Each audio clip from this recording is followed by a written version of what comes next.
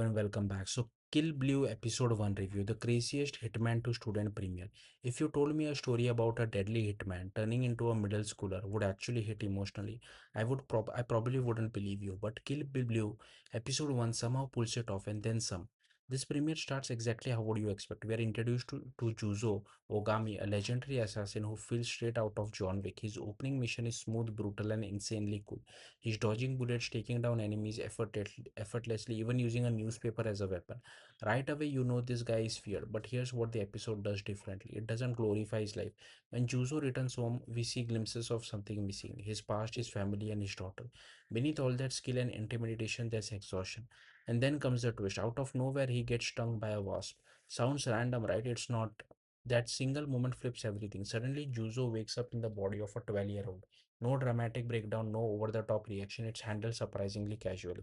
And before he can even process it, he gets a mission: infiltrate a middle school. Now, this is where the episode could have gone full comedy, but instead it gets better. Watching Zuzo navigate school life is both hilarious and oddly meaningful. His self introduction, a complete disaster. He casually says his hobby is snipping, then awkwardly backtracks to airsoft guns. It's painfully funny.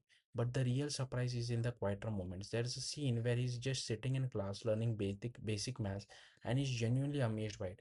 That moment hits harder than expected because for the first time we are seeing a man who's lived a life of violence, experiencing something simple, something normal. And just when things start feeling wholesome, the chaos returns. A half-naked guy in panda mask shows up and start causing trouble at school. Yes, that actually happens. At first it seems like Juzo might stay out of it. Even others tell him it's not his problem, but then he sees something. Girls around his daughter's age in danger, and instantly he steps in, no hesitation, because at his core, Juzo isn't just a hitman, he's a father. The fight scene is another highlight.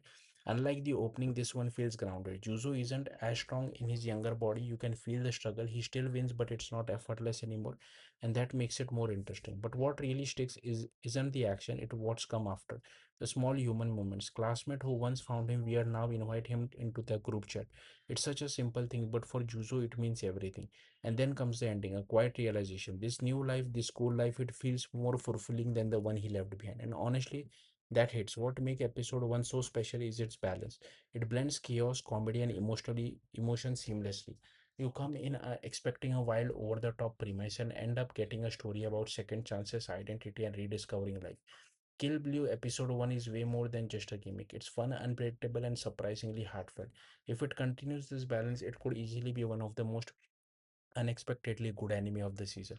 And if this premiere proves anything, if that it's that sometimes the craziest stories end up being the most human ones. Thank you for watching. Bye.